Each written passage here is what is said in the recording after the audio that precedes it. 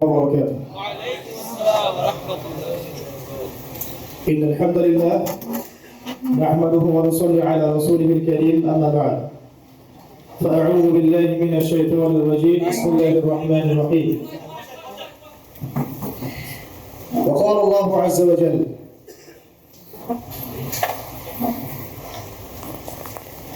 وقال الله عز وجل يا أيها الذين آمنوا اتقوا الله وقولوا قولا سديدا يصلح لكم أعمالكم ويغفر لكم ذنوبكم ومن يطع الله ورسوله فقد فاز فوزا عظيما.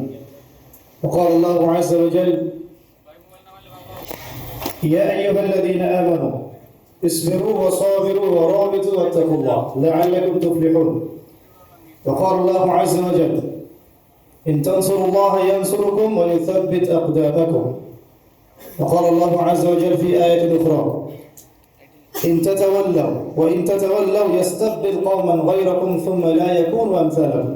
صدق الله العظيم. وقال رسول الله صلى الله عليه وسلم القرآن حجة لك وعليك. وقال عليه السلام إن الله تعالى يرفع بهذا الكتاب أقواما ويضع به الآخرين. رب اشرح لي صدري ويسر لي أمري واحلل عقدة من لساني يفقه قولي. اللهم فقهنا في الدين وعلمنا التأويل. اللهم اجعلنا منهم الذين آمنوا وعملوا الصالحات وتواصوا بالحق وتواصوا بالصبر. الحمد لله আল্লাহ রাব্বুল আলামিনের দরবারে আমরা অগণিত অসংখ্য কৃতজ্ঞতা শুকরিয়া জ্ঞাপন করছি যে আল্লাহ রাব্বুল আলামিন আজকে এই দীর্ঘ সময় আমাদেরকে নবী সাল্লাল্লাহু আলাইহি ওয়াসাল্লামের পবিত্র সিরাত মোবারক কেন্দ্রিক আলোচনা করার তৌফিক দান করেছেন। আলহামদুলিল্লাহ। অগণিত অসংখ্য দরুদ এবং সালাত বর্ষিত হোক মহান আল্লাহ প্রেরিত সর্বশেষ নবী এবং চূড়ান্ত নবী মানবতার মুক্তির দূত মুহাম্মদুর রাসূলুল্লাহ সাল্লাল্লাহু আলাইহি ওয়াসাল্লামের প্রতি আমরা সবাই একবার দরুদ পড়ে নিই। আল্লাহুম্মা সাল্লি আলা মুহাম্মদ ওয়া আলা আলি মুহাম্মদ কামা সাল্লাইতা আলা ইব্রাহিম ওয়া আলা আলি ইব্রাহিম ইন্নাকা হামিদুম মাজিদ। اللهم بارك على محمد وعلى آل محمد كما باركت على إبراهيم وعلى آل إبراهيم إنك حميد مجيد. সম্মানিত উপস্থিতি দিনী ভাইয়েরা এবং পর্দার আড়ালে আমাদের মা বোনেরা, আলোচনা অনেক হয়েছে আজকে আলহামদুলিল্লাহ। আমার মনে হয় আপনারা পুরো সিরাত সম্পর্কে জানতে পেরেছেন আলহামদুলিল্লাহ। মনে আছে তো না ভুলে গেছেন? আলহামদুলিল্লাহ। এখন পুরো সিরাতটাকে শর্ট সময়ের মধ্যে সামারি করাটা খুবই ডিফিকাল্ট। এই জন্য আমরা আপনাদের সবার হাতে একটা করে সিরাতের বই তুলে দিয়েছি এবং আমি বিনীত অনুরোধ করব প্রত্যেককে এই সিরাতের বইটা মুখস্থ করে ফেলার জন্য। আলোচনা বিজ্ঞ ওলামায়ে কেরাম যেভাবে করেছেন এটা আমার আলাদা করে কথা বলার কোনো প্রয়োজন নেই। তবে আমি আমার মতো করে মাত্র 10 থেকে 15 মিনিটের মধ্যে আপনাদের সামনে নবী সাল্লাল্লাহু আলাইহি ওয়াসাল্লামের পুরো সিরাতের একটা সামারি উপস্থাপন করার চেষ্টা করছি ইনশাআল্লাহ। ওয়া মা তাওফীকি ইল্লা বিল্লাহ আলাইহি তাওয়াক্কালতু ওয়া ইলাইহি উনীব। এরপর ইনশাআল্লাহ আমরা আমাদের কাঙ্ক্ষিত যে প্রোগ্রাম আপনারা অল্প একটু সময় ধরেছেন, আল্লাহর ওয়াস্তে আরো কিছু সময় ধৈর্য ধরুন। পারবেন তো? প্রথম কথা ভূমিকা লম্বা না করে প্রথম কথা বলতে চাই যে আল্লাহ রাব্বুল আলামিন এই মহাবিশ্ব সৃষ্টি করেছেন এবং এই মহাবিশ্বে নবী সাল্লাল্লাহু আলাইহি ওয়াসাল্লামের মতো উত্তম কোনো সৃষ্টি নাই। সুবহানাল্লাহ। ঠিক আছে? আল্লাহ রাব্বুল আলামিন এই মহাবিশ্বে পৃথিবী বা আরদ যে সৃষ্টি করেছেন এই আরদের মধ্যে আল্লাহ রাব্বুল আলামিন তার খলিফা হিসেবে আমাদেরকে পাঠিয়েছেন। কি হিসেবে? খলিফা। এবং প্রথম খলিফা হচ্ছেন আদম আলাইহিস সালাম। কে? আদম আলাইহিস সালাম। তাদেরকে জান্নাতে রাখা হয়েছিল। আদম আলাইহিস সালাম এবং মা হাওয়া আলাইহিস সালাম তাদেরকে জান্নাতে রাখা হয়েছিল। আপনারা বিস্তারিত ঘটনা জানেন। ইবলিস প্ররোচিত করেছে গাছের কাছেও যেও না, কিন্তু তারা গাছের ফল খেয়ে ফেলেছে। এরপরে আমরা পৃথিবীতে এসেছি। পৃথিবীতে আসার পরে আল্লাহ রাব্বুল আলামিন শর্ত দিয়ে দিয়েছিলেন। সূরা বাকারা আপনারা পাবেন কুল্লু হামিদু মিনহা জামিআ, তোমরা সবাই পৃথিবীতে নেমে যাও। সবাই বলতে এখানে আদম আলাইহিস সালাম, হাওয়া আলাইহিস সালাম, ইবলিস যে সিজদা করে নাই ফাসাজাদু ইল্লা ইবলিস ওয়া ইয কুলনা লিল মালায়েকা উসজুদু লি আদম ফাসাজাদু ইল্লা ইবলিস আবা ওয়াস্তাকবার। তো এই ইবলিস প্ররোচিত করে আমাদের পিতামাতাকে এই যে পৃথিবীতে পাঠিয়ে দেওয়া হলো। জান্নাত থেকে তারা পৃথিবীতে নেমে আসলেন। আল্লাহ রাব্বুল আলামিন এই দুনিয়ার জীবন সম্পর্কে দুইটা ফিলোসফি দিলেন, একদম দুইটা দর্শন।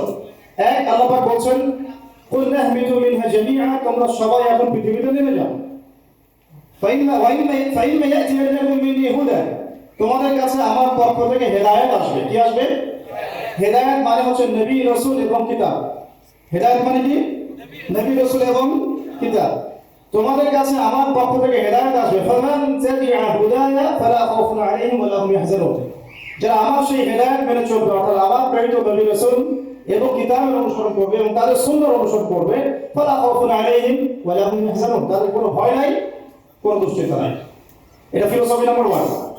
ঠিক আছে। আর 2 নম্বর হচ্ছে ওয়াল্লাযীনা কাফারু ওয়া কাযযাবু বিআয়াতিনা। আর যারা আমার এই হেদায়েত অর্থাৎ আমার নবী রাসূল, আমার কিতাব, আমার প্রেরিত নবী রাসূল এবং তাদের সুন্নাহ এগুলোকে অস্বীকার করবে এবং মিথ্যা প্রতিপন্ন করবে, ফাউলাইকা আসহাবুন নার, তারা হচ্ছে জাহান্নামের অধিবাসী, হুম ফিহা খালিদুন, তারা সেখানে চিরস্থায়ী হবে। এই সিলসিলা শুরু হয়েছে আদম আলাইহিস সালাম থেকে। এভাবেই পরবর্তীতে নূহ আলাইহিস সালাম, ইব্রাহিম, দাউদ, সুলাইমান, ইসমাঈল, যত নবীর নাম আমরা পাই, ইউসুফ, ইয়াকুব, ঠিক আছে, মূসা আলাইহিস সালাম, ঈসা ইবনে মারইয়াম, এভাবে প্রত্যেক যুগে যুগে আল্লাহ রাব্বুল আলামিন এই ফিলোসফি ফলো করে নবী রাসূল পাঠিয়েছেন, কিতাব নাযিল করেছেন, মানুষকে সতর্ক করেছেন। যারা কিতাব মেনে নিয়েছে, সুন্নাহ মেনে নিয়েছে, আল্লাহর হুকুম মেনেছে, তারা জান্নাতে চলে গেছে ইনশাআল্লাহ। দুনিয়াতেও সফল হয়েছে, পরকালে জান্নাত। আর যারা মানে নাই, অস্বীকার করেছে, নবী রাসূলের সুন্নাহ ফলো করে নাই, আল্লাহর কিতাবের আনুগত্য করেনি এবং আল্লাহর দাসত্ব করে নাই, তারা জাহান্নামে চলে গেছে। সিম্পল। এই সিলসিলায় বলা হয় যে 1,24,000 নবী রাসূল এসেছেন। সুবহানাল্লাহ। এই 1,24,000 নবী রাসূলের মধ্যে সর্বশ্রেষ্ঠ এবং সর্বশেষ নবী হিসেবে আল্লাহ রাব্বুল আলামিন সাইয়্যিদুল মুরসালিন মুহাম্মদ রাসূলুল্লাহ সাল্লাল্লাহু আলাইহি ওয়াসাল্লামকে পাঠিয়েছেন। সুবহানাল্লাহ। আর আমরা হচ্ছি সেই নবীর সৌভাগ্যবান উম্মত। সুবহানাল্লাহ। যখন নবীগণ তার উম্মত হওয়ার জন্য আকাঙ্ক্ষা করতেন, আল্লাহ পাক আমাদেরকে না চাইতেই তার উম্মত করেছেন। সুবহানাল্লাহ। আল্লাহ পাক তো আপনাকে জিজ্ঞাসা করেন নাই তোমাকে কোন নবীর উম্মত বানাবো। আল্লাহ পাক তো আমাকে জিজ্ঞাসা করেন নাই তোমাকে মুসলমান বানাবো না কিন্তু পরিবার জন্ম দিব। জিজ্ঞাসা করেছেন? এই শুকরিয়াটা আদায় করে আমরা কিয়ামত পর্যন্ত শেষ করতে পারবো না। যে এক, আমরা মুসলিম পরিবার জন্ম নিয়েছি, সেকেন্ড, আমরা মুহাম্মদ সাল্লাল্লাহু আলাইহি ওয়াসাল্লামের উম্মত হয়েছি। দুর্ভাগ্যজনক, উম্মত হওয়ার পরেও আমরা তার সিরাত সম্পর্কে অবগত নই, তার সুন্নাহ আমাদের ভিতরে নাই। ভিতরের মধ্যে থাকলে হয়তো ব্যক্তি জীবনে আছে, ইকোনমিক সেকশনে নাই, পলিটিক্সে তো বাড়াই নাই, শিক্ষা ক্ষেত্রে নাই, সংস্কৃতির মধ্যে নাই। আমরা একটা পার্সিয়াল চিন্তা করি, যেমনটা আমাদের অনেক ভাই আলোচনা নিয়ে আসছিলাম। তা আমি ওইদিকে যেতে যাচ্ছি না। আমরা এই সৌভাগ্যবান উম্মত, আমাদের অনেক দায়িত্ব আছে। এই দায়িত্বগুলোর মধ্যে অন্যতম হচ্ছে নবী সাল্লাল্লাহু আলাইহি ওয়াসাল্লামের সিরাত শেখা, জানা এবং সেই অনুযায়ী আমল করা এবং সিরাতের শিক্ষাগুলোকে সমাজে বাস্তবায়ন করা। আমি রাইট অর রং? ঠিক আছে কথা? এবং নবী সাল্লাল্লাহু আলাইহি ওয়াসাল্লামের সুন্নাহ মাফিক জীবন গড়া এবং এই সুন্নাহটাকে আমার শুধু ব্যক্তি জীবনে সীমাবদ্ধ না রাখা, বরং ব্যক্তি জীবন, আমার শিক্ষা জীবন, আমার সংস্কৃতি, আমার সমাজ, আমার পরিবার, আমার অর্থনীতি এবং আমার রাজনীতি, এই 7টা ডিপার্টমেন্ট নবীর সুন্নাহ অনুযায়ী ভেবে সাজাতে হবে। এটা সিরাতের শিক্ষা। কথা ঠিক আছে? এখন এই 23 বছরের সিরাতের জীবনটা আমরা যদি একটু মেমোরাইজ করি, এভাবে করতে পারি, আপনাকে একটু পিছনে আসতে হবে। নবী করিম সাল্লাল্লাহু আলাইহি ওয়াসাল্লাম এমন একটা যুগে জন্মগ্রহণ করেছেন বা বেড়ে উঠেছেন যে যুগটা অনেকটা আমাদের এই সো কল্ড, যে কি বলবো, সো কল্ড সভ্য এবং কালচার, সো কল্ড কালচার যে সোসাইটি আমরা বলি, অনেকটা এমন একটা গডলেস ওয়ার্ল্ড এখন যেভাবে ফাংশন করছে, ঠিক এরকম একটা পরিবেশে নবী সাল্লাল্লাহু আলাইহি ওয়াসাল্লাম জন্ম নিয়েছেন। আমি মিলাই দিচ্ছি, নবী সাল্লাল্লাহু আলাইহি ওয়াসাল্লাম যখন আইয়ামে জাহিলিয়াতে জন্ম নিয়েছেন, সেখানে বেড়ে উঠেছেন, ওই যুগের মধ্যে শিরকের ছড়াছড়ি ছিল। এখনকার বিশ্বের মধ্যে আছে কিনা? আপনি আপনার ভিশনটা কিন্তু বড় করেন, পরিবারের গণ্ডি, সমাজের গণ্ডি, রাষ্ট্র বাদ দিয়ে বিশ্বের দিকে তাকান, ওইভাবে চিন্তা করেন যে এখনকার বিশ্বের পলিটিক্স, ইকোনমিক্স, শিক্ষা, সংস্কৃতি এগুলো শিরকের উপর দাঁড়িয়ে আছে কিনা। এটা বোঝার জন্য আলাদা লেকচার দরকার, সেটা আপনারা অনলাইনে দেখে নেবেন। 1, 2 নম্বর, তৎকালীন আবু জাহেলের যুগটা ছিল সুদে পরিপূর্ণ। কিসের? অর্থনীতি মানে রিবা। এখনকার বিশ্বে কি আছে? রিবা। 3 নম্বর, ওই সময়টা ছিল মাদকের যুগ। কিসের যুগ? এখনকার যুগটা কিসের যুগ? ইয়াং জেনারেশনের মূল প্রবলেম কি? মাদক। 4 নম্বর, ওই যুগটা ছিল গোত্রীয় হানাহানির যুগ। কিসের যুগ? এখন গোত্রীয় হানাহানি কি ব্যাখ্যা করতে হবে? এটা ধর্মীয় হানাহানি এবং পলিটিক্যাল হানাহানিতেও রূপ নিয়েছে, আমরা বুঝতেই পারছি। আর 5 নম্বর, ওই যুগের মূল সমস্যা ছিল আরেকটা, সেটা হলো নারী জাতির অবমাননা। জিনা প্রচুর ছিল, মেয়েদের বেপরদামি বেশি ছিল, ব্যভিচার বেশি ছিল, জুয়া হতো, এগুলো ছিল কিনা? তাহলে এই যে আইয়ামে জাহিলিয়াতের যে মৌলিক সমস্যাগুলো, এই সমস্যাগুলো এখনকার বিশ্বে আছে না নাই? আর আমি বলতে চাচ্ছি যে নবী সাল্লাল্লাহু আলাইহি ওয়াসাল্লাম একটা পুত পবিত্র সমাজে জন্ম নেন নাই। আপনারা কি আছেন আমার সাথে? নবী সাল্লাল্লাহু আলাইহি ওয়াসাল্লাম একটা পুত পবিত্র সমাজে জন্ম নেন নাই, বরং আমাদের এই রাষ্ট্র সমাজ বা বিশ্বের মতোই একটা জাহেলি পরিবেশে জন্ম নিয়েছিলেন। ওখানেই বেড়ে উঠেছে, যেখানে শিরকের ছড়াছড়ি, সুদের ছড়াছড়ি, জেনার ছড়াছড়ি, ব্যভিচারের ছড়াছড়ি, জুয়ার ছড়াছড়ি, মেয়েদের সাথে অবমাননা হচ্ছে, তারপরে গোত্রীয় হানাহানি হচ্ছে, মাদকের ছড়াছড়ি। এখন নবী সাল্লাল্লাহু আলাইহি ওয়াসাল্লাম এই সমাজে বড় হয়েও নিজে কখনো এই জাহিলিয়াতের সাথে আপোষ করেন নাই। সিরাতের প্রথম শিক্ষা যে আমরা যে পরিবেশে আছি এখানে নিজেরা সেফ থাকতে হবে, নিজেরা সেফ থেকে জাহিলিয়াতের সাথে আপোষ করা যাবে না। আমি নিজে এবং আমার পরিবার, আমার আন্ডারে যারা আছে তাদেরকে এই জাহিলিয়াত থেকে দূরে রাখবো ইনশাআল্লাহ। এটা প্রথম শিক্ষা। ওই দোহাই দেওয়া যাবে না যে সমাজ তো নষ্ট হয়ে গেছে, রাষ্ট্রতে এই সমস্যা, বিশ্বতে এই সমস্যা, না, ওই সময় এই সমস্যাগুলো ছিল। তারপরেও কিন্তু নবী সাল্লাল্লাহু আলাইহি ওয়াসাল্লাম নিজে কখনো মিথ্যা বলেন নাই, নিজে কখনো আমাদের খেয়াল করেন নাই। ওই সময় তাকে মানুষ আল আমিন বলছে, as-সাদিক আল আমিন, as-সাদিক আল আমিন। এবার তিনি সমাজ পরিবর্তনের চেষ্টা করছেন, হিলফুল ফুজুল তৈরি করছেন, ইত্যাদি ইত্যাদি, কিন্তু পরিপূর্ণ অ্যাপ্রোপ্রিয়েট রেজাল্টটা পাওয়া যাচ্ছে না, কারণ তখন ওহী নাযিল হচ্ছে না। আপনি সমাজ, রাষ্ট্র, বিশ্ব পরিবর্তন করতে পারবেন না যতক্ষণ পর্যন্ত আপনি ওই সমাজ, ওই রাষ্ট্র এবং ওই বিশ্বের স্রষ্টা আল্লাহর বিধান অনুযায়ী চলছেন না। সিম্পল কথা, ঠিক আছে? নিজের মন গড়া কোনো ফিলোসফি দিয়ে, বুদ্ধিভিত্তিক যে ফিলোসফিগুলো আমাদের, বা মানব রচিত বিধান দিয়ে, নিজের মন গড়া ফিলোসফি দিয়ে, দর্শন দিয়ে আপনি সমাজের সমস্যাগুলোকে সলভ করতে পারবেন না। কারণ সমাজের সৃষ্টিকর্তা যিনি, সেই আল্লাহ যখন দাসত্ব করা হবে এবং তার পক্ষ থেকে আনিত সেই হুদান, হেদায়েত বা ওহীর বিধানগুলো যখন বাস্তবায়ন করা হবে, সমাজ সুন্দর হয়ে যাবে। এটার ঘাটতি ছিল। তখন নবী সাল্লাল্লাহু আলাইহি ওয়াসাল্লাম একাকিত্ব অবলম্বন করা শুরু করলেন। যেহেতু পারছেন না, তার ভালো লাগছে না পরিবেশ। আপনি যদি 5 ওয়াক্ত নামাজ পড়েন, মাত্র 5 ওয়াক্ত নামাজ, অন্য কোনো আমলও না করেন, আপনার গান শুনতে ভালো লাগবে না। ঠিক আছে কথা? আর নবী সাল্লাল্লাহু আলাইহি ওয়াসাল্লাম কোনোদিন কোনো পাপ করেনই না, তাহলে সমাজের এত জাহিলিয়াত তার কাছে ভালো লাগবে কিভাবে? এই জন্য তিনি হেরা গুহায় যেতেন। আপনি বুঝতে পারছেন কথা? এই জন্য তিনি হেরা গুহায় গিয়ে থাকতেন, একাকিত্ব অবলম্বন করতেন। সমাজের জাহিলিয়াত তার ভালো লাগতো না। এক পর্যায়ে আল্লাহ রাব্বুল আলামিনের পক্ষ থেকে সেই কাঙ্ক্ষিত সময় চলে আসলো, রমাদানুল মুবারক, লাইলাতুল কদর, ওহী চলে আসলো জিবরাইল আলাইহিস সালামের মাধ্যমে।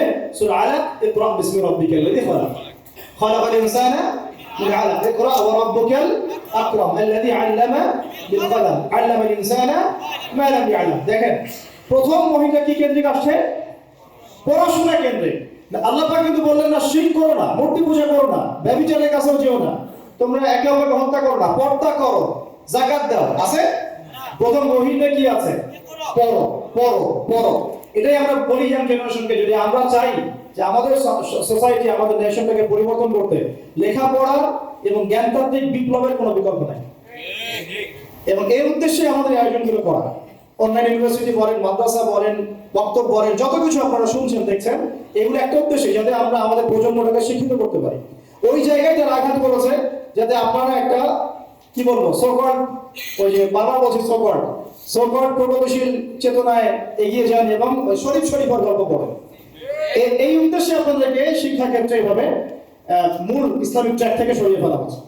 তো প্রিয় ভাইরা, এখানে ওহী আসার পরে নবী সাল্লাল্লাহু আলাইহি ওয়াসাল্লাম একটা গাইডেন্স পাচ্ছেন আল্লাহর পক্ষ থেকে সমাজ পরিবর্তনের জন্য। এবার তিনি মিশরে নাম দেন।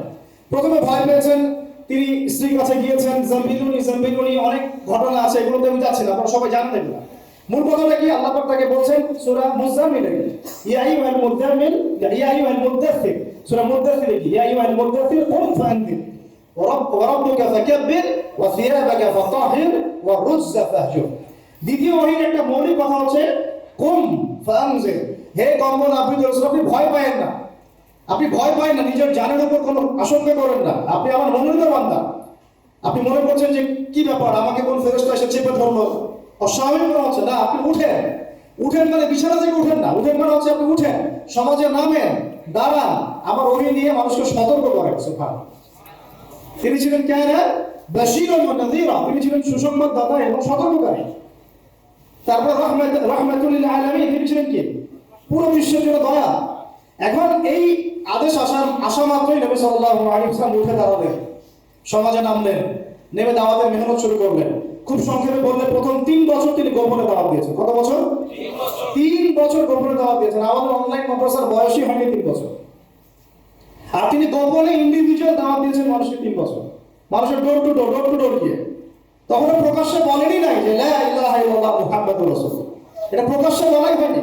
মানুষকে ইন্ডিভিজুয়ালি দাওয়াত দিতেন, যারা তাকে চিনতেন, কাছের মানুষ, আবু বকর সিদ্দিক, তারপরে আপনার যায়েদ ইবনে হারেসা, তারপরে আলী ইবনে আবি তালেব, খাদিজা রাদিয়াল্লাহু আনহা, কাছের মানুষ, আব্দুল্লাহ বিন মাসউদ, এরকম কাছের মানুষরা তারা ইসলাম কবুল করলো মাশাআল্লাহ। প্রথম 3 বছরের ওই সাহাবীরাই কিন্তু বদরে ছিলেন, তারাই কিন্তু উহুদে ছিলেন, তারাই কিন্তু পুরো জীবন নবী সাল্লাল্লাহু আলাইহি ওয়াসাল্লামের পাশে একেবারে ছায়ার মতো দাঁড়িয়েছিলেন। ঠিক আছে কথা? এবার 4র্থ বছর থেকে প্রকাশ্য দাওয়াত শুরু হলো। কেন?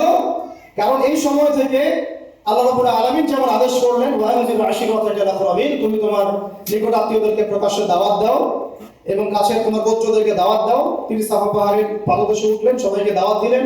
আবু লাহাব ভিল ছুড়ল, সূরা লাহাব নাযিল হলো। জানেন তো এগুলো আপনারা? ওইদিকে যাচ্ছি না। এখন কখন আরো প্রকাশ্য রূপ লাভ করলো? যখন ওমর আর হামজার মতো সাহাবী ইসলাম কবুল করলেন। সুবহানাল্লাহ। মানে আমরা যখন দাওয়াতের মুভমেন্ট করবো বা একটা রেভলিউশনের চেষ্টা করবো, তখন যখন শক্তিশালী মানুষদেরকে আমাদের পক্ষে আনার চেষ্টা করতে হবে, এবং সেটা দাওয়াতের মাধ্যমে। কিসের মাধ্যমে? এই জন্য আমরা বলি আমাদের দাওয়াত সর্বমহলে দিতে হবে। আবার যুবকদেরকে, যুবতীদেরকে, আমাদের বাচ্চাদেরকে, আমাদের মা বোনদেরকে, আমাদের সরকারকে, প্রশাসনকে, মানে প্রত্যেকটা সেক্টরের ভাই বোনদেরকে খুঁজে খুঁজে দাওয়াত দিতে হবে। কাউকে দূরে ঠেলে দেওয়া যাবে না। কে জানে তাদের মধ্য থেকে হামজা বের হতে পারে, পারে কিনা? তাদের মধ্য থেকে ওমর ইবনে খাত্তাবের জন্ম হতে পারে কিনা? এইটা আমাদের কাজ। নবী সাল্লাল্লাহু আলাইহি ওয়াসাল্লাম 4র্থ থেকে 10ম এই 7টা বছর এইভাবে প্রকাশ্য দাওয়াত দেওয়া শুরু করলেন। যখন হামজা, ওমর এরকম বড় বড় কিছু সাহাবী ইসলাম কবুল করলেন এবং আল্লাহ পাক আদেশ করলেন। আর যখনই প্রকাশ্য দাওয়াত শুরু হলো, তখনই নির্যাতন, নিপীড়ন, অত্যাচার চূড়ান্ত মাত্রায় বাড়তে লাগলো। প্রথম 3 বছর কিন্তু এত নির্যাতন ছিল না, ছিল? 4র্থ থেকে 10ম বছর পর্যন্ত আপনি যান, দেখবেন নির্যাতনের মাত্রা শেষ নাই। সাহাবীদেরকে মারা হচ্ছে, পিটানো হচ্ছে, কাউকে সম্পত্তি থেকে বহিষ্কার করা হচ্ছে, কাউকে কি ওই যে তপ্ত মরুভূমির মধ্যে শুইয়ে দিয়ে পিটানো হচ্ছে, কত কি হয়েছে, এগুলো আলাদা আপনি শুনেছেন, ওস্তাদরা বলেছেন। এখন এই 7 বছর কিন্তু নবী সাল্লাল্লাহু আলাইহি ওয়াসাল্লাম সাহাবীদেরকে বলেননি যে তোমরাও প্রতিবাদ করো, বলেছেন? বরং তিনি বলেছেন সাবরুন আলা ইয়াসির ফাইন্নামা ওয়াইদাকুমুল জান্নাহ, তোমরা সবর করো, ধৈর্য ধরো, ইনশাআল্লাহ এর প্রতিদান হচ্ছে জান্নাত। কারণ ওই সময় প্রতিহত করার মতো শক্তি আমাদের ছিল না, বা ছিল না বললে আমি ঠিক কিছুটা ভুল করবো, আল্লাহ পাকের পক্ষ থেকে আদেশটা আসে না। ঠিক আছে? ওই সময় কিন্তু হামজা রাদিয়াল্লাহু আনহু বলছিলেন যে ইয়া রাসূলুল্লাহ আর কত, আপনি বললে আমরা এখন প্রতিবাদ করি। হ্যাঁ, একজন সাহাবী এসে বলছেন ইয়া রাসূলুল্লাহ আর কত সহ্য করব, আপনি বদদুয়া করেন আমাদের প্রতি। নবী সাল্লাল্লাহু আলাইহি ওয়াসাল্লাম বলেন না, একদিন দেখবে আমার এই দিন মাশরিক আর মাগরিবে পৌঁছে যাবে, ওই শুধু হীরা নগরী থেকে একজন আসবে, এসে তাওয়াফ করে যাবে, হজ করে যাবে, কেউ তার কোনো ক্ষতি করবে না, আল্লাহকে ছাড়া সে কাউকে ভয় করবে না। ওয়ালাকিন্নাকুম তাস্তাজিলুন, কিন্তু তোমরা খুব তাড়াহুড়া করছো। কি করছো? এই ভুলটা আমরা করছি বাংলাদেশের মানুষ। আমরা দিন প্রতিষ্ঠার ক্ষেত্রে এই ভুলটা করছি, আমরা খুবই তাড়াহুড়া করছি। আমরা মনে করছি যে এখনই করতে হবে, এভাবেই করতে হবে, আজকেই করতে হবে। একটা সিলসিলা আছে, একটা ট্র্যাক আছে, একটা কনস্ট্রাকটিভ সিরাতের আমাদের সামনে রোল মডেল আছে, আমাকে সেই পথে হাঁটতে হবে। এবং নবী সাল্লাল্লাহু আলাইহি ওয়াসাল্লাম সাহাবীদের মধ্যে ঐক্য রেখেছিলেন, বিভক্ত হয়ে যান নাই, আমরা বিভক্ত হয়ে গেছি। তিনি যা আদেশ করতেন সাহাবীরা সামি'না ওয়া আতা'না, শুনলাম মানলাম। আমাদের জনগণ এমন না, শোনে মানে এমন না, একটা কথা বলবেন উল্টোটা করবেন। এখানে জামাআত পাবেন না, ইমামও পাচ্ছেন না, একজন সুযোগ্য নেতা পাচ্ছেন না, যার আন্ডারে সবাই পিছনে গিয়ে দাঁড়াবে। আছে? বলেন সত্যি কথা? নাই, সবাই সবার মতো কাজ করছি আমরা। ওকে ফাইন, কাজগুলোকে সমন্বয় করতে হবে, এটা হচ্ছে আমাদের কাজ, আমাদের একটা ভিশন। এখন নবী সাল্লাল্লাহু আলাইহি ওয়াসাল্লাম এই 7 বছরে আমাদেরকে অস্ত্র হাতে প্রতিহত করতে বলেন না, বরং তিনি বলেছেন সবর করতে, হিকমার সাথে দাওয়াত দিতে। ওরা যদি আমাদেরকে খারাপ কিছু থ্রো করে, আমাদেরকে ভালো থ্রো করতে বলা হচ্ছে। ঠিক আছে? ওরা খারাপ ভাবে যদি আমাদের সাথে অ্যাটিটিউড করে, ব্যাটেন নিয়ে আসে, আমাদেরকে বলা হচ্ছে তোমরা কল্যাণ দিয়ে এর প্রতিবাদ করো, আর ভালোটা দিয়ে করো। এই জায়গায় আমাদের ল্যাকিংস আছে কি নাই? আছে। এরপরে কি হলো, নবী সাল্লাল্লাহু আলাইহি ওয়াসাল্লাম দেখলেন যে অত্যাচারের মাত্রা প্রচন্ড বেড়ে গেছে। তখন দুর্বল সাহাবীদেরকে তিনি বললেন তোমরা আবিসিনিয়াতে চলে যাও। কোথায়? আবিসিনিয়া। দেখেন প্রথম হিজরত কিন্তু মদিনা হয়নি, কোথায় হয়েছে? সেখানে বাদশা নাজাশী ছিলেন, একজন খ্রিস্টান। এই পশ্চিমা সভ্যতা খ্রিস্টানদের মতো না, যারা ছেলে ছেলে বিয়ে করে, নাউজুবিল্লাহ, ওই রকম না। বরং তিনি ছিলেন একজন সৎ খ্রিস্টান, যিনি ঈসা আলাইহিস সালামের প্রতি ঈমান নিয়ে এসেছিলেন, এবং তিনি পরবর্তীতে মুসলিমও হয়েছেন, মুসলমানদেরকে আশ্রয় দিয়েছিলেন। সূরা মারিয়ামের তেলাওয়াত শুনে মুসলমান হয়ে গেছেন, আলহামদুলিল্লাহ। মুসলমানদেরকে এমন সাহায্য তিনি করেছেন যেটা আসলে হয়তো আমরা করতে পারবো কিনা আল্লাহ ভালো জানেন। ঠিক আছে? তো এখন তিনি যখন ইন্তেকাল করেন, নবী সাল্লাল্লাহু আলাইহি ওয়াসাল্লাম তার গায়েবানা জানাজাও কিন্তু করেছেন। এই বাচ্চা নাজাসের কথা বলছেন। তার রাজ্যে তিনি মুসলমানদেরকে আশ্রয় দিলেন, তারা শান্তিতে থাকতে লাগলেন। এইদিকে দাওয়াতের মেহনত চলতে লাগলো মক্কায়। চলতে চলতে দেখা যাচ্ছে মক্কাতে 3 বছর বয়কট করে দিল আমাদের। মনে আছে 3 বছর বয়কট? খাবারের সাথে চলবো না, ফিরবো না, বিয়ে শাদী করবো না, গাছের ছাল পাতা খেয়ে তারা থাকতে লাগলেন শিয়ারে আবু তালেব, ওই পাহাড়ের পাদদেশে। ওই সময় সাহাবীদের গায়ের রোগ এত বেশি ছিল, কেউ যদি খাবার অনুদান দিয়ে যেত না, তারা ফিরিয়ে দিতেন যে অনুদানের দরকার নেই, আল্লাহ খাওয়াবে। সত্যি বলছি, বাস্তবতা সিরাত আর আমাদের মধ্যে আকাশ পাতাল পার্থক্য, অনতিক্রম্য ব্যবধান একটা। এই ব্যবধানটা যত কমবে ইসলাম তত বিজয়ী হবে ইনশাআল্লাহ। এই ব্যবধান যত কমাতে পারবো তত ইসলাম বিজয় লাভ করবে ইনশাআল্লাহ। এই ব্যবধান কমানোর দায়িত্ব কিন্তু ইন্ডিভিজুয়ালি আমাদের প্রত্যেকের সবার। এখন আসেন, এই 3 বছরের বয়কট জীবন শেষ হয়েছে আপনারা জানেন অলৌকিকভাবে। আল্লাহ পাক ওই বয়কটের দলিল নামাটা খাইয়ে দিয়েছেন ওই মাটির পোকা দিয়ে, এটা আপনারা জানেন। 3 বছর বয়কটের পরে নবী সাল্লাল্লাহু আলাইহি ওয়াসাল্লামের জীবনে ঘটে যায় 3টা বড় বড় ঘটনা। একটা হচ্ছে চাচা আবু তালেবের ইন্তেকাল, যে আবু তালেব ছিল সাপোর্ট, মক্কায় সবচেয়ে বড় সাপোর্ট, তাই না? তিনি এত বড় সাপোর্ট ছিলেন যে আমরা করতে পারিনি নবীকে এখন পর্যন্ত, আমরা তো দাঁড়িয়ে রাখতে পারছি না। আর চাচা আবু তালেব পুরো ন্যাশনাল এগেইনস্টে তার ভাতিজাকে সাপোর্ট দিয়েছেন, তারপরে শেষ পর্যন্ত ইসলাম কবুল করতে পারেন না। আর আল্লাহ পাক আপনাকে আমাকে মুসলিম পরিবারে জন্ম দিয়েছেন, আমরা হক আদায় করতে পারি না। কথা বোঝা যাচ্ছে কি আমার? এখন আসেন, চাচা আবু তালেব ইন্তেকালের মাত্র কয়েকদিন পরেই ইন্তেকাল করেছেন খাদিজা রাদিয়াল্লাহু আনহা, সবচেয়ে প্রিয়তমা প্রেমময় স্ত্রী। এই শেষটা তখন তিনি অনেক ব্যথিত, বিষণ্ণ। ওই সময় আল্লাহ রাব্বুল আলামিন তাকে মেরাজ করালেন, সুবহানাল্লাহ। একেবারে আল্লাহ রাব্বুল আলামিনের কাছে নিয়ে গিয়ে ওহীগুলো করলেন। মনে আছে সূরা বাকারা শেষের আয়াতগুলো? সালাত 50 ওয়াক্ত থেকে কমতে কমতে 5 ওয়াক্ত আল্লাহ পাকের নিদর্শন দেখালেন, বাইতুল মুকাদ্দাসে নিলেন, সেখানে ইমামদের তিনি ইমামতি করলেন। আল্লাহ পাক তার কষ্ট ভুলিয়ে দিলেন। এরপরে ইসলামের টার্নিং পয়েন্ট চলে আসে। এরপরে 11তম বছরে, এর আগে নবী সাল্লাল্লাহু আলাইহি ওয়াসাল্লাম তায়েফে গিয়েছেন, তায়েফের আলোচনা আপনারা শুনেছেন। সেখানে আব্দুল মাসউদ, হাবিব বিন আমর তারা ইসলাম কবুল করে নেয়, বরং তায়েফবাসী নবীকে মেরেছে, রক্তাক্ত করেছে, ফিরিয়ে দিয়েছে। এবং এই ফিরিয়ে দেওয়ার ঘটনা কত হৃদয় বিদারক ছিল সেটা আমরা আলী বিন হাবিব ভাইয়ের মুখ থেকে শুনেছেন। এখন তিনি কিন্তু বদদোয়া করেন নাই, বরং তিনি তায়েফবাসীর জন্য দোয়া করেছেন যে আমি আশা করি যে আল্লাহ পাক তাদের ওরস থেকে এমন প্রজন্ম বের করবে যারা পরবর্তীতে আল্লাহর প্রতি ঈমান আনবে ইনশাআল্লাহ। তো দেখেন, আমাদের দায়ীদের মধ্যে, আমাদের যারা ইসলাম প্রতিষ্ঠায় আমরা কাজ করতে চাই বা স্বপ্ন দেখি, আমাদের মধ্যে কি এই সুরক্ষা আছে? এইরকম মানে ওপেন মাইন্ডেড একটা হৃদয়তা আছে কি? এই মাইন্ডেড নাই, বরং আমরা সিলি একটা ইস্যু নিয়েও বদদোয়া করে ফেলি মানুষ। আল্লাহ নবী সাল্লাল্লাহু আলাইহি ওয়াসাল্লাম বদদোয়া তো করেন নাই, পুরা উল্টা দোয়া করলেন তাদের জন্য। অপশন দেওয়া হচ্ছিল, পাহাড় পর্বত ফেরেশতা একেবারে চাপ দিয়ে মালাকুল জীবন ওদেরকে শেষ করে দিবে, তিনি করেন নাই। আপনারা আবু হুরায়রা রাদিয়াল্লাহু আনহু নাম শুনেছেন? সবচেয়ে বেশি হাদিস বর্ণনাকারীদের একজন, হ্যাঁ? তিনি কিন্তু তায়েফবাসীদের যে গোত্র উপগোত্রগুলো আছে তার একটা উপগোত্রের মানুষ। ওই দিন যদি তিনি বদদোয়া করতেন, আমরা আবু হুরায়রা রাদিয়াল্লাহু আনহুকে পেতাম, বুঝতে পারিনি। এরপরে আলহামদুলিল্লাহ নবী সাল্লাল্লাহু আলাইহি ওয়াসাল্লাম মক্কায় ঢুকলেন। আল্লাহ রাব্বুল আলামিন মদিনা থেকে এবার 11 নম্বর বছরে 6 জন যুবককে পাঠালেন। কয়জন? যুবকরা শুনেন ভালো করে। এবার ইসলামের টার্নিং পয়েন্ট এখান থেকে আমি কনক্লুশনে যাচ্ছি। 6 জন যুবকের নেতা ছিলেন আসাদ বিন জুরাহ রাদিয়াল্লাহু আনহু। এই সাহাবী, এই 6 জন মানে সাহাবী পরে ইসলাম কবুল করেছেন, তাই সাহাবী বলছে অবশ্যই। তারা জানতেন শেষ জামানায় একজন নবী আসবেন। কি জানতেন? শেষ জামানায় আরেকজন নবী। কার কাছ থেকে জানতেন? ইহুদিদের কাছ থেকে।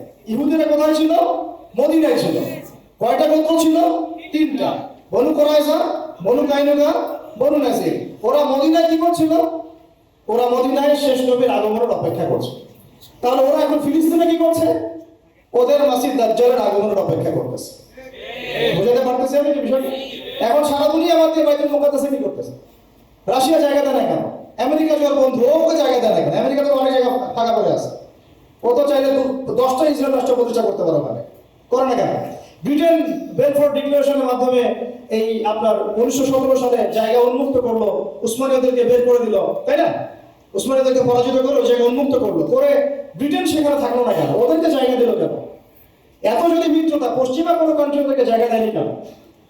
দিয়েছে কোনো কান্ট্রি জায়গা দিয়েছে? সম্পদ দিয়ে জেরুজালেমে কি, সম্পদ দিয়ে মদিনায় যেমন যে ইস্যুটা ছিল সম্পদ দিয়ে, ওই সম্পদ দিয়ে এখন জেরুজালেমের সেম ইস্যু।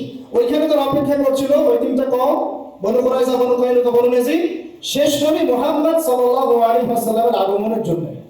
এবং তাকে পেলে তারা বায়াত করতো, করে ইসলাম কবুল করে ধন্য হতো, দুনিয়া আখিরাতে সফল হতো। এটা ছিল ওদের শেষ অপশন। এই কাজটা না করার ফলে তাদের নাম ইয়াহুদ থেকে মাকদুব হয়েছে। ইয়াহুদ থেকে কি হয়েছে? মাকদুব হয়েছে, গায়রুল মাকদুবি আলাইহিম ওয়ালাদ-দালিন। আর বনু ইসরাইল থেকে ইয়াহুদ কেন হয়েছে? ঈসা আলাইহিস সালামকে অস্বীকার করার কারণে। বুঝতে পারতেছি? ঈসা আলাইহিস সালামকে অস্বীকার করার কারণে বনু ইসরাইল থেকে ইয়াহুদ হয়েছে। আর মুহাম্মদ সাল্লাল্লাহু আলাইহি ওয়াসাল্লামকে অস্বীকার করার মধ্য দিয়ে ইয়াহুদ থেকে কি হয়েছে? মাকদুব, অভিশপ্ত। এরপর আর কোনো লেভেল নাই, শেষ। একবারে দরজা বন্ধ হয়ে গেছে। এরপর সর্বশেষ চান্স ছিল ওটাই, শেষ। তো ওরা এখন এখানে কি করে? উত্তর হচ্ছে ওরা ওদের মাসিহ দাজ্জালের আগমনের অপেক্ষা করছে ওরা, এবং তার জন্য একটা হোলি ল্যান্ডে একটা স্টেট কায়েম করার চেষ্টা করছে, যেটাতে মোটামুটি তারা 80% ডান। তো এই জিনিসগুলো আমাদেরকে এসকেটোলজির জ্ঞান শেখার জন্য উদ্বুদ্ধ করবে ইনশাআল্লাহ। আমরা অনুরোধ করবো সিরাতের সাথে, কোরআনের সাথে, হাদিসের সাথে, ইতিহাসের সাথে সমসাময়িক বিশ্ব সম্পর্কে জ্ঞান অর্জন করা, এটা আমাদের জন্য অনেক বেশি জরুরি। আল্লাহ পাক তৌফিক দান করেন। এখন ওদিকে আমি যাচ্ছি না, লম্বা করবো না, বিশেষ করে দিচ্ছি ভাই যে এই কোন জায়গায় ছিল? 6 জন যুবক যখন চলে আসলেন, এসে বায়াত করলেন, একদম ইনস্ট্যান্ট তারা জানতেন তিনি নবী। কোরআন তেলাওয়াত শুনিয়েছেন, বুঝে ফেলেছেন কোরআন শুনে ইনি শেষ নবী। বায়াত করে চলে গেলেন মদিনায়। পরের বছর তারা আরো 6 জনকে নিয়ে আসলেন, মোট 12 জন। কতজন? মোট 12 জন। এই 12 জন যখন ইসলাম কবুল করলেন, নবী সাল্লাল্লাহু আলাইহি ওয়াসাল্লাম তাদের সাথে একজন দাঈ আল্লাহকে পাঠিয়ে দিলেন। তার নাম হচ্ছে মুসআব বিন উমাইর রাদিয়াল্লাহু আনহু, যিনি কি ধনী দুলাল ছিলেন, সব ছেড়ে দিয়েছেন ইসলামের জন্য, একদম সব। শেষে তাকে দাফন করার জন্য একটা কাপড়ও পাওয়া যায় না, ঘাস দিয়ে তাকে দাফন করা হয়েছে উহুদের মাঠে।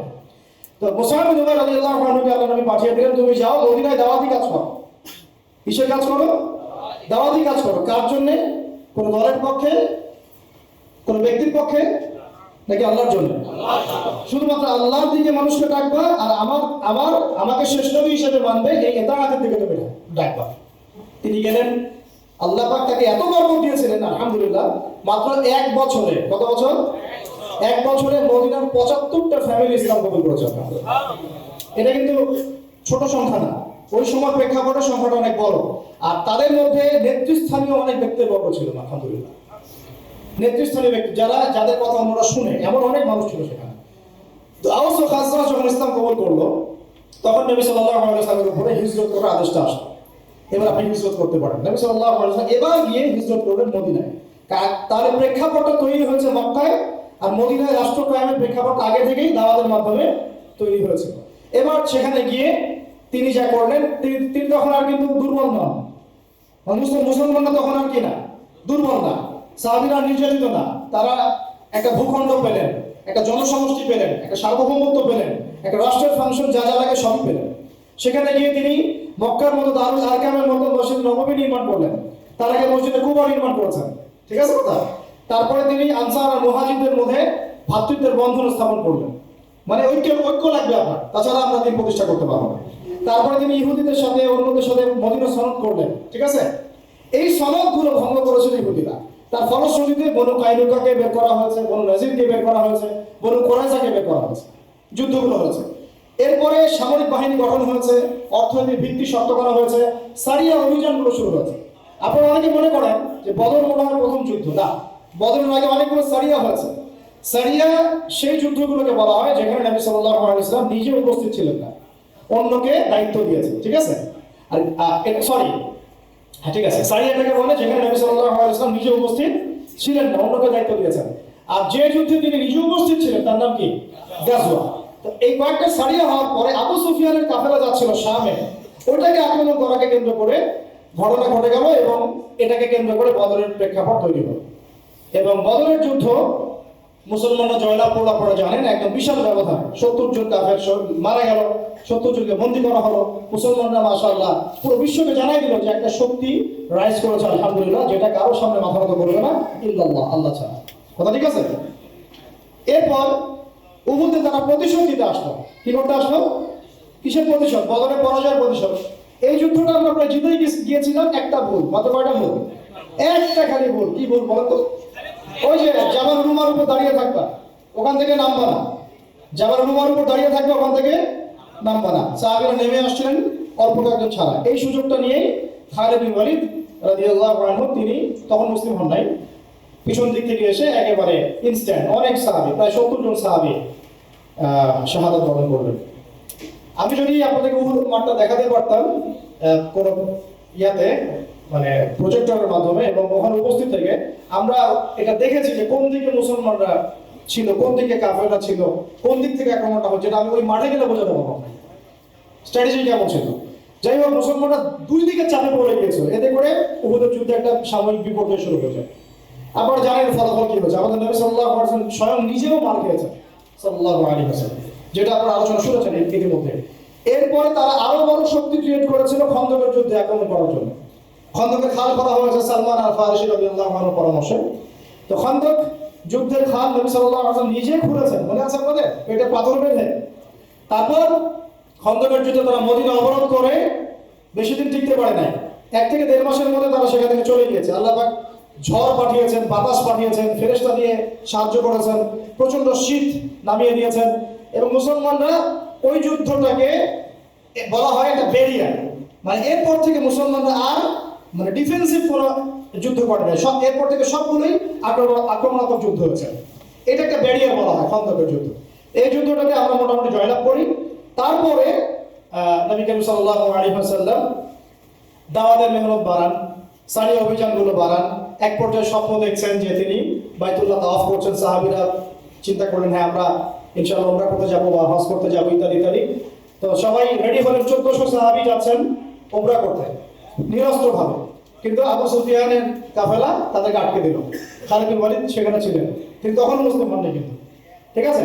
তো এইখানে নবী সাল্লাল্লাহু আলাইহি ওয়াসাল্লাম বলেন, আমরা কিন্তু যুদ্ধ করতে আসি না, আমরা এসেছি ইবাদত করতে, আমরা অস্ত্র নিয়েও আসি না।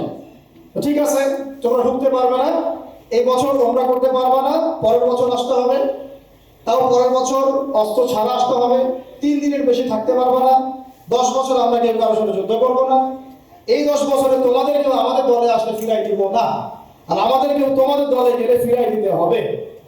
সবগুলো ধারাই আমাদের কি এগেছে না?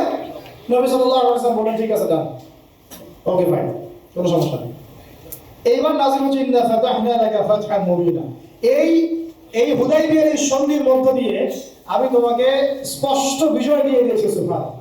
ওটা তারা বুঝতে পারে না, ওটা ব্যাখ্যা করতে পারবো না আমি, এখন সময় লাগবে। এখন কথা হচ্ছে, হুদাইবিয়ার সন্ধির পরে নবী সাল্লাল্লাহু আলাইহি ওয়াসাল্লাম 10 বছরের জন্য সবচেয়ে বড় শক্তির হাত বন্ধ করে দিলেন। মানে কুরাইশরা এখন আমাদেরকে আর আক্রমণ করতে পারবে না, ঠিক আছে? এবার তিনি খায়বারে যে বাকি ইহুদিরা ছিল তাদেরকে আক্রমণ করবেন। কত ডিপ্লোম্যাটিক দেখেছেন, কত ডিপ্লোম্যাটিক স্ট্র্যাটেজি ছিল নবী সাল্লাল্লাহু আলাইহি ওয়াসাল্লাম। বড় শত্রুর হাত চেপে ধরেছেন, 10 বছর কোনো যুদ্ধ হবে না তোমার সাথে, সন্ধি আছে, আর তুমি ওদেরকে সাহায্য করতে পারবে না। এবার তিনি গিয়ে খায়বার আক্রমণ করেছেন, ফিরে গিয়ে খায়বার আক্রমণ করেছেন। তারপরে আরো যুদ্ধ হয়েছে, আপনার মোতার প্রান্তরে হয়েছে, তাবুকের অভিযান হয়েছে, আরো সারিয়া অভিযানগুলো হয়েছে। তো এই অভিযানগুলোর মধ্য দিয়ে মুসলমানদের সংখ্যা যেমন বেড়েছে, অর্থনৈতিক সমৃদ্ধ হয়েছে, তারপরে আমাদের ভূমির পরিমাণ বেড়েছে, রাষ্ট্রের আয়তন বেড়েছে, সবকিছু মিলিয়ে আমরা অনেক শক্তিশালী হয়েছি। সেই যে নির্যাতিত সাহাবীরা নিঃস্ব হস্তে মদিনা আসলেন, এখন তাদের মানে আধ্যাত্মিক, অর্থনৈতিক, রাজনৈতিক, সামরিক সব ক্ষেত্রে তারা এখন আকাশচুম্বী একটা অবস্থানে চলে গেল। আলহামদুলিল্লাহ। কত বছরের মধ্যে? মাত্র এই 7-8 বছরের মধ্যে, 7 থেকে 8 বছর দলে দলে মানুষ ইসলাম গ্রহণ করা শুরু করতেছিল। আলহামদুলিল্লাহ। এরপরে চুক্তি ভঙ্গ করলো আবু সুফিয়ানের বাহিনী, মনে আছে? তারা ওই হুদাইবিয়ার সন্ধির চুক্তিটা ভঙ্গ করলো। এর ফলে নবী সাল্লাল্লাহু আলাইহি ওয়াসাল্লাম একদম বিশাল একটা ফোর্স নিয়ে মক্কা অভিমুখে রওনা হলেন, এবং তিনি বললেন যে যতজন আছো তার চেয়ে বেশি আগুন জ্বালাবা, যাতে ওরা যখন দেখবে তারা যেন মনে করে এত সৈন্য আসছে। মানে সবসময় তিনি খুবই বিচক্ষণ ছিলেন। আমরা তো মনে করি যে খালি সুবহানাল্লাহ, আলহামদুলিল্লাহ, আল্লাহু আকবার পরেই মনে হয় ইসলাম। ইসলাম মানে একটা বিচক্ষণ ডিপ্লোম্যাটিক সিদ্ধান্ত, কখন আমাকে কিভাবে চলতে হবে, কোন সিচুয়েশনে আমি কিভাবে রিঅ্যাক্ট করবো। সিরাত আমাদেরকে এগুলো শেখায়। তো প্রায় বলা যায় যে বিনা যুদ্ধেই মক্কা মোটামুটি জয় হয়ে গেল। মক্কা জয় হওয়ার পরে আল্লাহ রাসূল সাল্লাল্লাহু আলাইহি ওয়াসাল্লাম সবাইকে আমভাবে মাফ করে দিলেন। তবে তাকে যারা গালি দিয়েছিল, কষ্ট দিয়েছিল, তাদেরকে তিনি কিন্তু মাফ করেন। মনে আছে ইবনে খাতালের নাম, কাবার ওই যে গেলাফ ধরেছিল, ওই অবস্থা থেকে হত্যা করা হয়েছে। কেন? সে নবী সাল্লাল্লাহু আলাইহি ওয়াসাল্লামকে গালি দিয়েছিল। তার তখন অথরিটি আছে। তিনি খালিদ বিন ওয়ালিদ রাদিয়াল্লাহু আনহু আলী ইবনে আবি তালেব তাদেরকে পাঠালেন, দেখো আরবের উপদ্বীপে কোনো মূর্তি টুর্তি আছে নাকি, থাকলে ভেঙে গুঁড়িয়ে দিবা, কবর থাকলে একদম সমান করে ফেলবা। এই কাজে তারা বেরিয়ে গেলেন। এইদিকে আপনার তাবুক অভিযান তো হয়েছে পরবর্তীতে, এর আগে তায়েফেও একটা অভিযান হয়েছে, তারপর হুনাইনের একটা যুদ্ধ হয়েছে। এভাবে ইসলাম কিন্তু আরো সম্প্রসারিত হতে লাগলো। হওয়ার পরে নবী সাল্লাল্লাহু আলাইহি ওয়াসাল্লাম সর্বশেষে গিয়ে বিদায় হজটা করলেন। হজ কিন্তু তিনি একবারই করেছেন, কয়বার? একবারই করেছেন। এই হজে তিনি মৌলিকভাবে অনেকগুলো 4-5টা ভাষণ দিয়েছেন। মূল কথাগুলো তিনি বলে গেলেন। ওই জায়গাতে জাহিলিয়াতের সুদ, আমি আমার পায়ের তলে পিষ্ট করে গেলাম, এটা আমাদের নবীজি বলে গিয়েছেন। ওই সুদের উপর এখন অর্থনীতি দাঁড়িয়ে আছে, কথা বুঝতে পারছেন? আবার ওই জাহিলিয়াতকে ডেকে নিয়ে আসছেন, যেটা নবী সাল্লাল্লাহু আলাইহি ওয়াসাল্লাম তার পায়ের তলে দাফন করে গিয়েছেন। তিনি বললেন, দেখো আরো বড় কোনো ভেদাভেদ নাই, সাদা কালো কোনো ভেদাভেদ নাই, ধনী গরিব কোনো ভেদাভেদ নাই, শুধুমাত্র তাকওয়ার মানদণ্ডে বিচার হবে। কে সবচেয়ে বড় মুমিন আর কে কম, তার চেয়ে মানে নিচু স্তরের মুমিন। এটা কিসের মানদণ্ড হবে?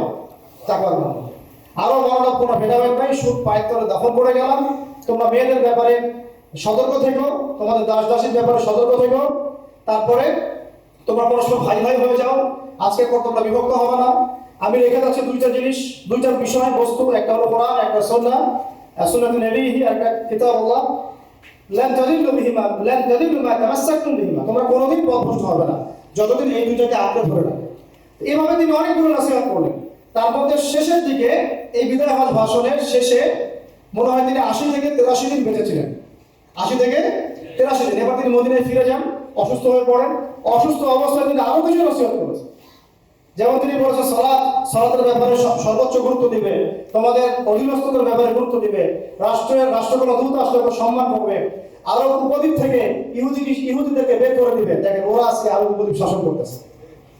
এগুলো নবীর শেষ নসিহতগুলো। আমার কবরকে উপাসনার জায়গা বানাবো না, এগুলো তো সবাই জানেন, আমি এটা বিস্তারিত বলতে যাচ্ছি না। এরকম করে তিনি অনেকগুলো শেষ নসিহত করে দুনিয়া থেকে বিদায় নিয়ে আল্লাহর সামনে চলে গেলেন। এবং আমাদের হাতে এই ইসলামটাকে আমানত রেখে গেলেন। বলে গেলেন যে এরপর তো আর কোনো নবী আসবে না, কিন্তু আলেম ওলামা থাকবেন, তারা নবীর আম্বিয়া কেরাম, তাদের উত্তরসূরি। আজকে ওলামা কেরাম আছে। এভাবে যুগ যুগ ধরে, এরপরে যুগ যুগ ধরে চলতে আসছে। আবু বকর সিদ্দিকের 2 বছর 2.5 বছর ইসলামের খেলাফা এইভাবে দাঁড়িয়েছিল। ওমর রাদিয়াল্লাহু আনহুর সময় ছিল প্রায় 10 বছর, উসমান রাদিয়াল্লাহু আনহুর সময় প্রায় 12 বছর, তারপর আলী ইবনে আবি তালেবের সময় এরকম প্রায় 2-3-4 বছরের মতো এটা খেলাফা সিচুয়েশন ছিল। তারপরে উমাইয়ারা শাসন করেছে প্রায় কত বছর? মেবি 97 বা 95 বছর। আব্বাসীয়রা করেছে এরকম 550 বছর, 500 বছর। তারপরে এদিকে ফাতেমিরা করেছে, কর্ডোবায় একটা খেলাফা ছিল, মামলুকরা করেছে, আইয়ুবীরা করেছে, মোগলরা করেছে, অটোমান এম্পায়ার তুর্কিরা করেছে। এভাবে পৃথিবী এগিয়ে গেছে প্রায় 1200 বছর। সেই বৃক্ষের ফল আমরা খেয়েছি। জাহিলিয়াতের সেই জাহেলি গাছ, জাহিলিয়াতের যে বৃক্ষ, ওইটাকে উপড়ে ফেলে নবী সাল্লাল্লাহু আলাইহি ওয়াসাল্লাম যে তাওহীদের বৃক্ষ রোপণ করেছেন, সুন্নতের বৃক্ষ রোপণ করেছেন, ওইটার ফল আমরা 1250 বছর খেয়েছি। তারপরে আস্তে আস্তে এই যে ভাই তো বলেই গেলেন 1789 সালের কথা বললেন, তারপরে 1773 সালের কথা বললেন। এরপর থেকে যত মতবাদগুলো আসছে, democracy, social democracy, secularism, communism ইত্যাদি, গডলেস ওয়ার্ল্ড, বস্তুবাদী সভ্যতা, মেটেরিয়ালিজম, এই যে ইজমগুলো যেগুলো আসছে, যত ইজম মানব রচিত, এইগুলো এসে মানব জাতিকে আবার নতুন একটা জাহিলিয়াতের দিকে নিয়ে যাওয়ার চেষ্টা করে। এখান থেকে আস্তে আস্তে ইসলামকে মাইনাস করতে ইসলাম মাইনাস হলো প্রথমে পলিটিক্যাল লাইফ থেকে, তারপর ইসলাম মাইনাস হলো ইকোনমিক লাইফ থেকে, তারপর ইসলাম মাইনাস হলো সংস্কৃতি থেকে, এখন ইসলাম মাইনাস হচ্ছে শিক্ষা থেকে। আর ব্যক্তি জীবনে আপনি ইসলাম পালন করে তাদের কোনো মাথা ব্যথা নেই। আপনি ব্যক্তি জীবনে যদি তাহাজ্জুদ রোজা হন, হাফেজ হন, আলেম হন, ঘরের কোনায় তসবিহ দিবেন, কোনো মাথা ব্যথা নাই বিশ্বের মোড়লদের, মাথা ব্যথা আছে। কিন্তু ওরা বড় বড় 4-5টা সেক্টর থেকে ইসলামকে মাইনাস করে দেয়। কারণ আবার ঘুরে ফিরে আমরা সেই নতুন আইয়ামে জাহিলিয়াতের মধ্যে চলে আসি, যেখানে দ্বারা আমি আপনাদের সাথে সিরাত শোনাচ্ছি। এটা হচ্ছে এখন নব্য জাহিলিয়াত, নব্য আবু জাহেলের যুগ। এইভাবে সিরাত চলেছে। এখন দেখেন এই সিরাতে 23 বছর নবী সাল্লাল্লাহু আলাইহি ওয়াসাল্লামের সাথে কত পালাপালি হয়েছে। প্রথমে ওহী এসেছে, তার মানে আমাদেরকে দিন প্রচার করতে, প্রতিষ্ঠা করতে আগে ওহীর জ্ঞান লাগবে। কিসের জ্ঞান? তারপরে তিনি গোপনে দাওয়াত দিয়েছেন, আগে আমাদেরকে ইন্ডিভিজুয়ালি দাওয়াত দিতে হবে। এই কাজগুলো অলরেডি হয়ে গেছে আলহামদুলিল্লাহ। এমন না যে নতুন করে শুরু করতে হবে, মাশাআল্লাহ এই কাজ তো হয়ে গেছে আলহামদুলিল্লাহ। এবং এখন দরকার আমাদের একটা ঐক্য। কি দরকার? ঐক্য। এবং আমাদের আপোষে ইখতিলাফগুলো ভুলে যাওয়া, একটা প্ল্যাটফর্মে আসা। তারপরে শিক্ষার একটা বিপ্লব ঘটানো, জ্ঞানের একটা রেভলিউশন ক্রিয়েট করা। তারপরে দেখেন তিনি প্রকাশ্য দাওয়াত দিয়েছেন, যখন নির্যাতন এসেছে তিনি কিন্তু সবর করেছেন, ধৈর্য ধরেছেন। তা আমাদেরকে সবর করা শিখতে হবে, ধৈর্য ধরা শিখতে হবে। প্রয়োজনে তিনি হিজরত করে চলেও গেছেন, জানেন, নিজেই তো চলে গেলেন। তো প্রয়োজনে, যদি প্রয়োজন হয় তাহলে এটাও আমাদের সামনে অপশন। কিন্তু এই অপশনও আপনার সামনে এখন বন্ধ। যাবে কোথায়? যদি দেখেন একটা জায়গায় জাহিলিয়াতের ভোট, এখন যাবে কোথায়? দরকার এখন আমাদের জাহিলিয়াতের মধ্যে থেকেই এগুলোকে দূর করার চেষ্টা করতে হচ্ছে, তাই না? এটাই আমাদের সামনে খোলা আছে রাস্তা। তারপরে দেখেন আল্লাহ পাক শক্তিশালী করেছেন দাওয়াতের সাথে সাথে। জিহাদ যখন শুরু হয়েছে, আস্তে আস্তে আস্তে আস্তে ইসলাম মদিনায় শক্তিশালী হয়েছে, আরবের মধ্যে ছড়িয়ে পড়েছে। এক পর্যায়ে মক্কা বিজয় হয়েছে। ওই মক্কা বিজয়ের পরে আরো অনেক বছর, আমি দেখালাম প্রায় 1200 থেকে 1250 বছর ইসলামের খেলাফত সারা বিশ্ব এভাবে এর সুফল ভোগ করেছে। এইভাবে সিরাতুন নবী সাল্লাল্লাহু আলাইহি ওয়াসাল্লামের আলোকে খুঁটে করে যদি আমরা পড়া শুরু করি এবং কোরআন সুন্নাহর সাথে মিলাই, নিজেরা পরিবর্তন করি, ব্যক্তি জীবন পরিবর্তন করি, পরিবারটাকে পরিবর্তন করি, আমার অর্থনীতি ঠিক করি, আমি হালালের উপর থাকি, আমার শিক্ষা ঠিক করি, আমার সংস্কৃতি ঠিক করি, এবং আমাদের ঊর্ধ্বতন কর্তৃপক্ষ যারা আছে তাদেরকে সঠিক ইসলামের মেসেজটা পৌঁছায় এবং যুগোপযোগী ভাবে পৌঁছায়, প্রত্যেক ডিপার্টমেন্টে দাওয়াত পৌঁছায়। আল্লাহ চাইলে হয় এখানে ইসলাম কায়েম হবে, না হলে এটা ধ্বংস হয়ে যাবে। এই দুটো অপশন, হয় আমরা এই দাওয়াত দিতে দিতে দিতে দিতে ইসলামের জন্য কাজ করতে করতে নিজেরাই হালাক বা ধ্বংস হয়ে যাবো, না হলে ইনশাআল্লাহ আল্লাহর ইচ্ছায় বিইজনিল্লাহ আল্লাহর জমিনে দিন কায়েম হবে ইনশাআল্লাহ। এখন এই জন্য আমাদের প্রয়োজন ভাই এই কয়েকটা বিষয়। আমাদের সবার আগে দরকার একটা ওহীভিত্তিক জ্ঞানের বিপ্লব। রাজি আছেন ইনশাআল্লাহ? ওহীভিত্তিক জ্ঞানের বিপ্লব দরকার, পাশাপাশি দরকার আমাদের সুন্নাহ ভিত্তিক জীবনযাপন। একটা কাজও সুন্নাহর বাইরে করা যাবে না। আমাদের দরকার একটা হালাল অর্থনীতি। 4 নম্বর আমাদের দরকার আদর্শ ইসলামী পরিবার, আদর্শ ইসলামী পরিবার দরকার। 5 নম্বর দরকার সৎ কাজে আদেশ, একই সাথে অন্যায় কাজে নিষেধ। দরকার ওলামায়ে কেরামদের মধ্যে ঐক্যের প্ল্যাটফর্ম ক্রিয়েট করা, উম্মাহকে আর ভাগ না করা। যথেষ্ট হয়েছে, এগুলো বন্ধ করেন আল্লাহর রাস্তা। যা হয়েছে যথেষ্ট, যা হয়েছে প্রয়োজনের চেয়ে অনেক বেশি হয়ে গেছে। আমরা দেখিয়ে দিয়েছি আমরা কিভাবে বিভক্ত হতে পারি। নাউজুবিল্লাহ। তো দরকার আমাদের মধ্যে হৃদ্যতা, মহব্বত, ভালোবাসা, সালাম বিনিময়, একটা ঐক্য। তারপর দরকার বড়দের কথা শুনে চলা, ওলামায়ে কেরাম থেকে ডিটেলস না থাকা, বরং তাদের সাথে সম্পর্ক রেখে আমাদের সামনে আগানো। এবং আমাদের সরকারকে, আমাদের প্রশাসনকে, আমাদের তরুণ তরুণী, যুবক যুবতী, কলেজ ইউনিভার্সিটির ভাই, আপনার জজ, ব্যারিস্টার, বুদ্ধিজীবী, কাউকে বাদ দেওয়া যাবে না। সবাইকেই দাওয়াত দিতে হবে। রাজি আছেন তো ইনশাআল্লাহ? সবাইকেই ইসলামের দাওয়াত দিতে হবে, কোরআনের দাওয়াত দিতে হবে, সুন্নাহর দাওয়াত দিতে হবে, সিরাতের দাওয়াত দিতে হবে। কে জানে আল্লাহ পাক চাইলে তারাও ইসলামী খেলাফত কায়েম করতে পারে। সম্ভব তো? আমাদের কাজ এটা। করবে কি করবে না এটা তাদের ব্যাপার। আমাদের কাজ প্রথমে কি করা? দাওয়াত দেওয়া।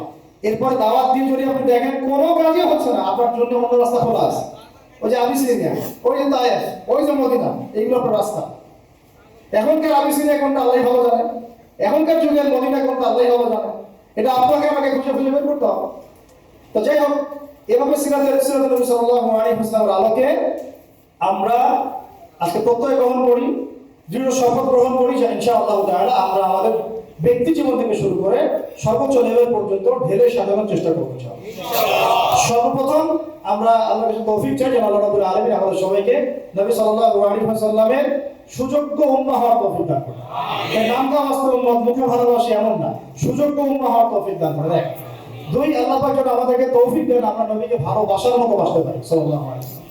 আমরা নবী সাল্লাল্লাহু আলাইহি ওয়াসাল্লাম রেখে যাওয়া এই কোরআন এবং সুন্নাহর আবারও নিজে শিখবো ইনশাআল্লাহ, পরিবারকে শেখাবো, ওর আলোকে আমরা দাওয়াতের মেহনত করবো ইনশাআল্লাহ। প্রয়োজনে এটা প্রতিষ্ঠার জন্য আমরা সার্বিক জিহাদ আঞ্জাম দেব ইনশাআল্লাহ।